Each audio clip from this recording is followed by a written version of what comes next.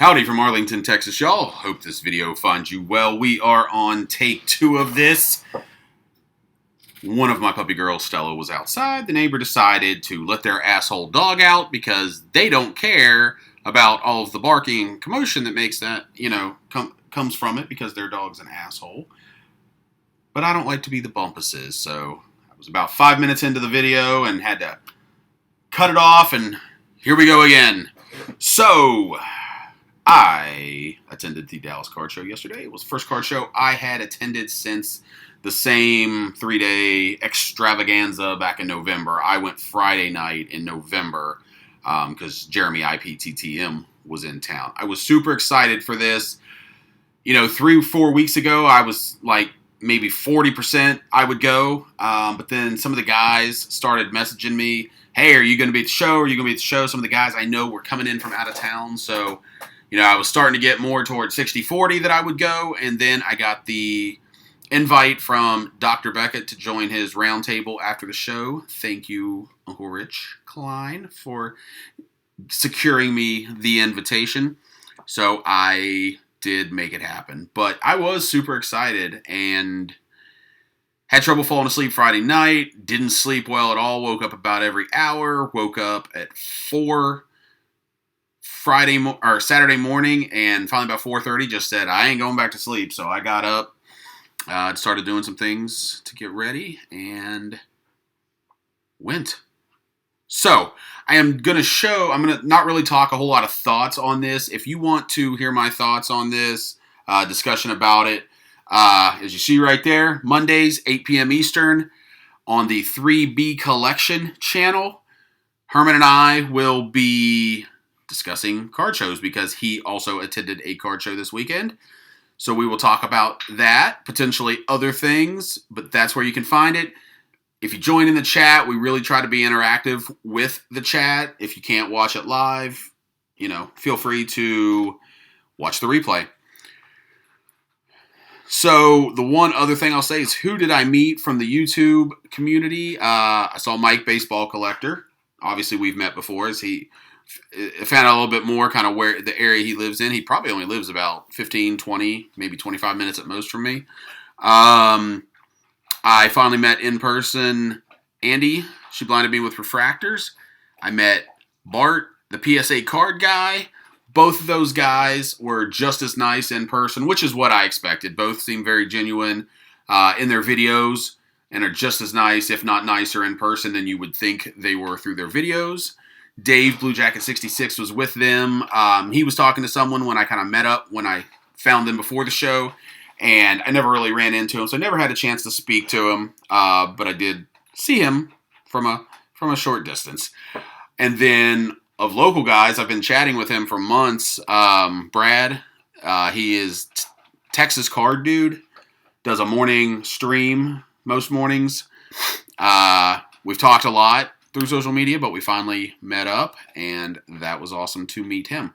So let's get on to the additions to my collection from the Dallas Card Show. See that in front of you? That Dr. Jim Beckett card? This is the first thing I'm going to talk about. This was not a purchase. This was a copy of this was given to everyone that had attended the round table last night. And if you look closely, he puts 2 in your name. He had one for everybody and then signed with the date that we were doing the event. This is awesome. This is one of those things that will always be a part of my collection, will go nowhere. It's going to have a sentimentality for me because I grew up, obviously, those of us that grew up in the 80s and 90s pretty much all talk about how excited we were about Beckett. We read it front to back. I'm no exception to that. So this is like a sentimental piece. You'll actually see in my next video, because I'm going to be doing a video response for Shoebox Legends about nostalgic cards for you, or what is the actual term? Let me find. You'll see this video tomorrow, because I'm actually going to record it after this. Sentimental cards and items. So for me, this is going to be one of those ones that's going to go along with a handful of others I have that, it ain't ever going anywhere. It is a coffin card, or whatever other term you want to use for that.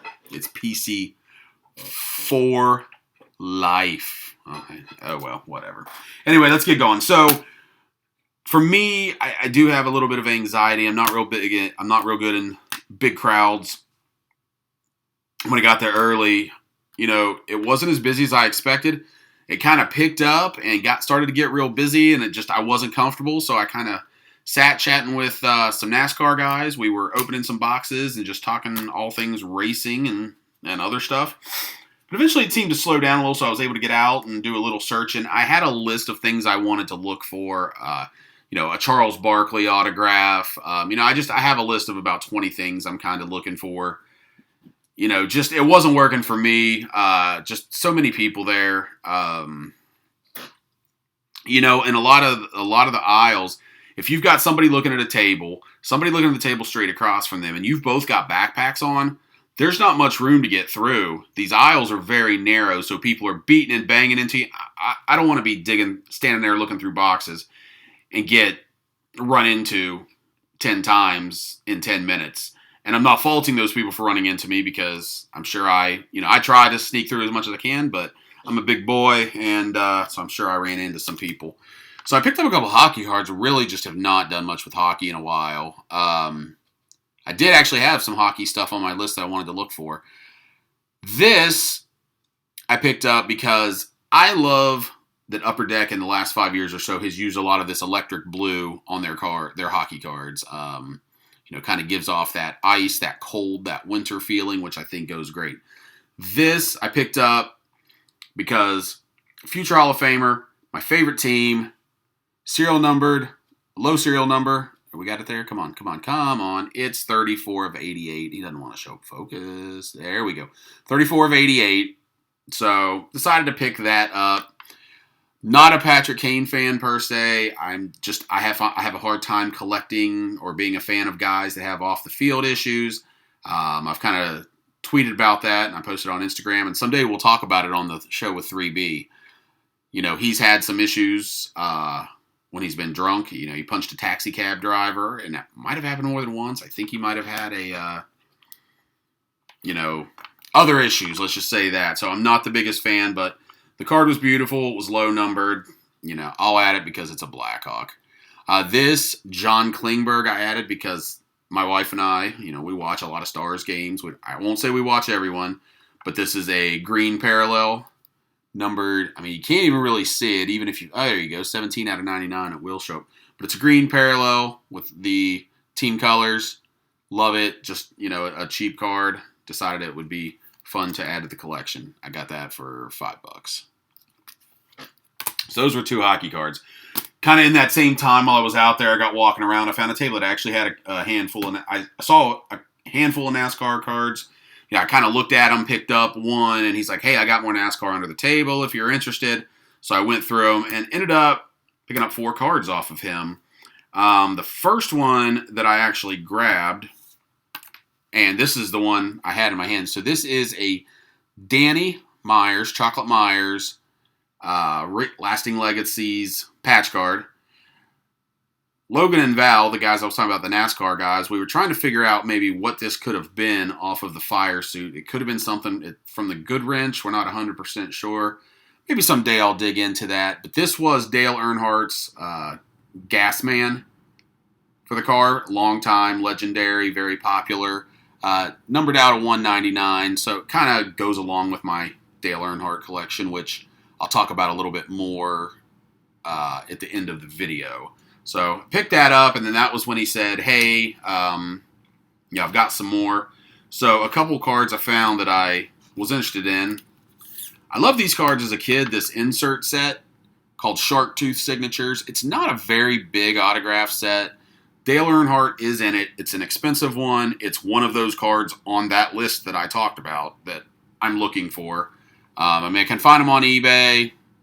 You know how it is, though, when you're talking a triple-digit card. At least if you're a lower-end collector, you have to put a lot of thought into that.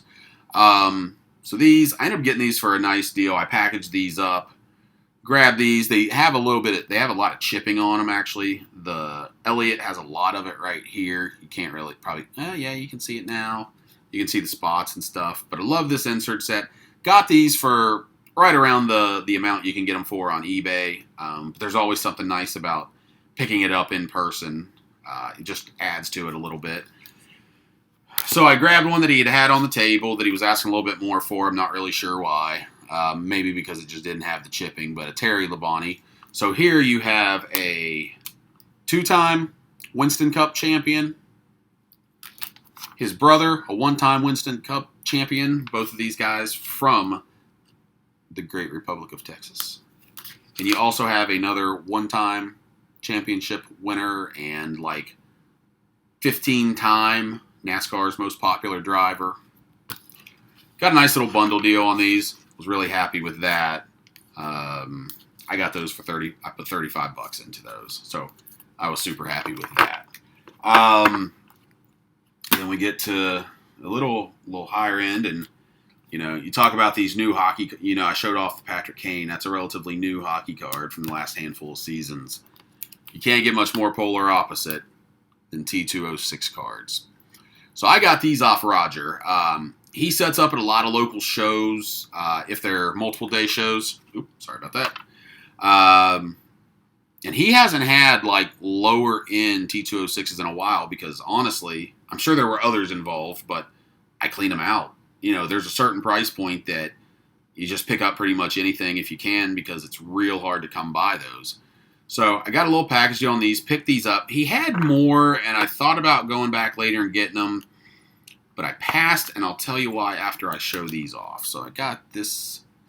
This is Becker. I don't have the information that I've had in the past. I didn't look these up to see what scarcity numbers they are, etc. This was the lowest priced one of any that I found. He's not on focus. There we go. Most of these have some back issues. This one here, I believe that looks like paper loss.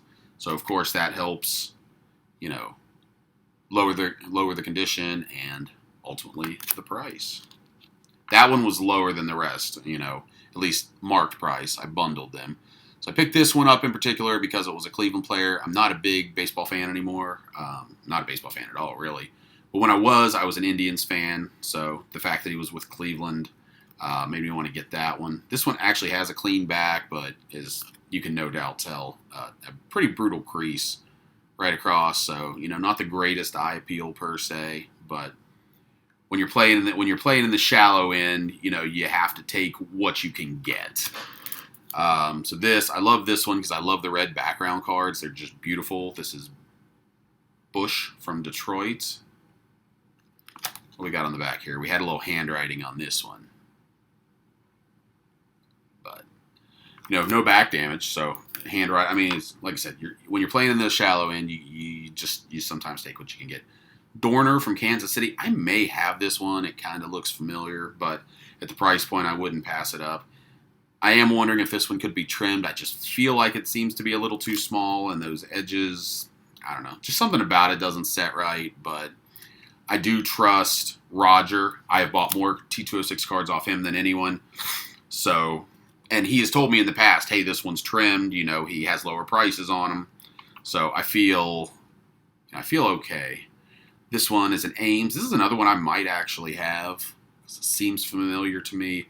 Got a bit of damage right in there. We got a nice crease there. A little bit of paper loss up there.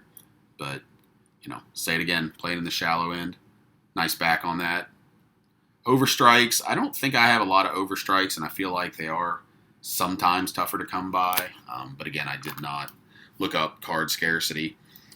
Last one I picked up, Lake from the New York Americans. So I guess that would be the Highlanders.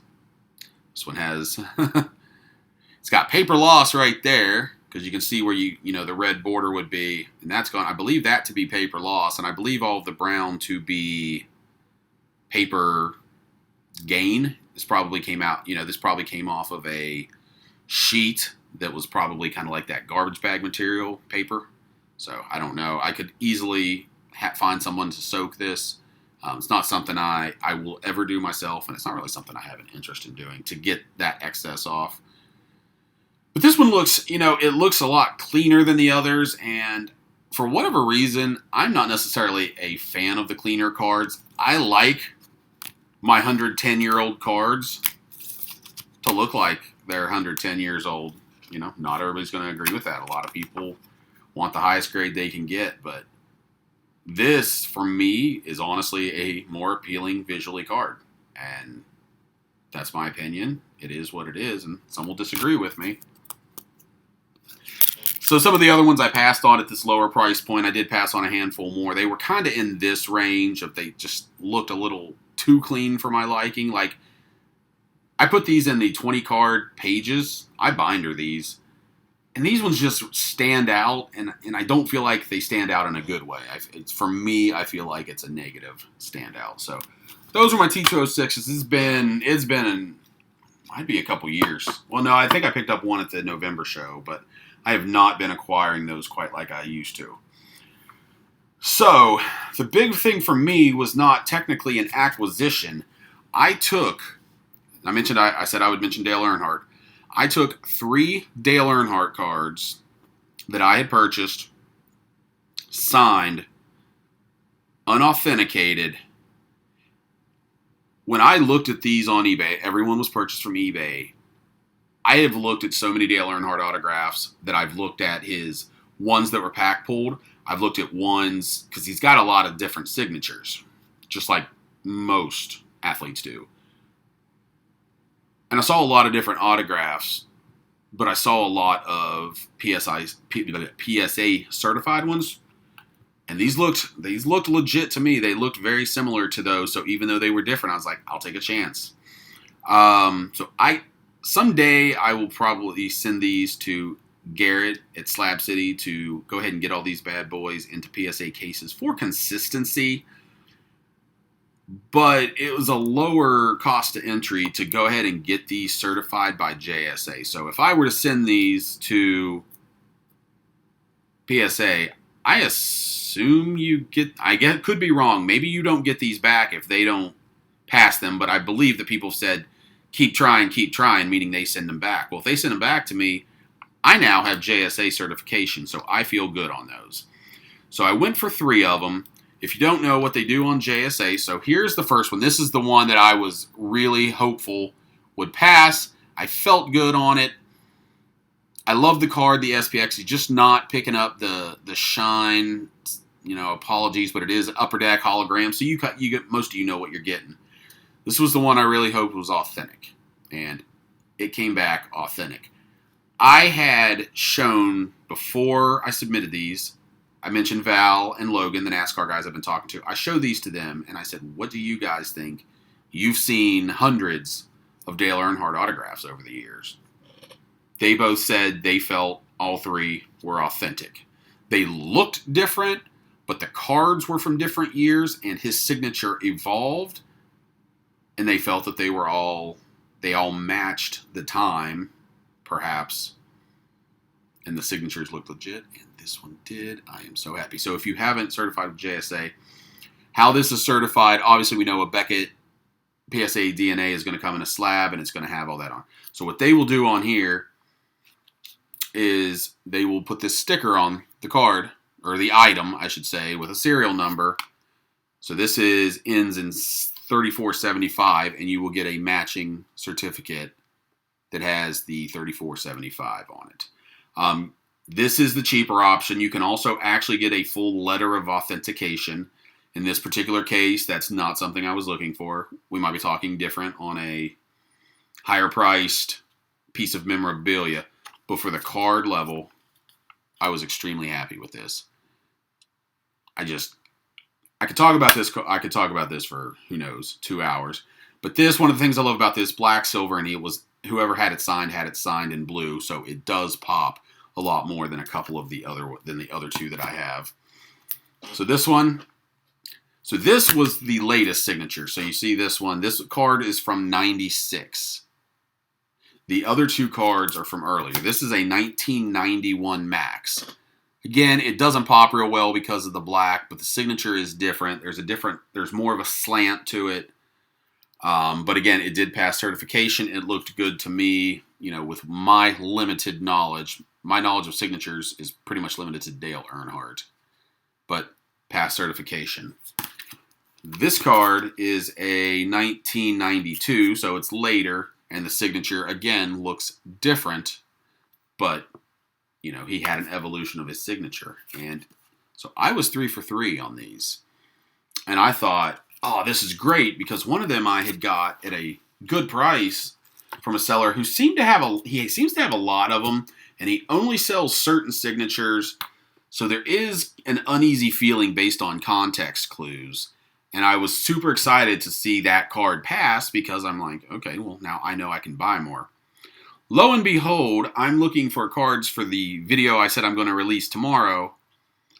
And hashtag fart noise, I found the card that I had bought from that person. I had misjudged how many autograph cards I had. I had purchased this one much later than the others, and I just totally failed. So I did not get it authenticated. I will try at the July Dallas Card Show. Fingers crossed, we'll see how it goes. But these were not additions to my collection, but the certification was an addition, and this now puts me to 7 certified Dale Earnhardt autographs, and I could not be a happier man. And this made going to the Dallas Card Show, spending 14 hours away from home, dealing with a lot of people, it made it all worth it. So I am a happy man. This is what I picked up from the Dallas Card Show. Again, I will have a video coming out tomorrow, and I will also be with Herman 3B Collection at 8 o'clock tomorrow night, and we will be talking card shows. Hope to see you there. But if I can't, hopefully you will check it out, and I will see you sometime down the road.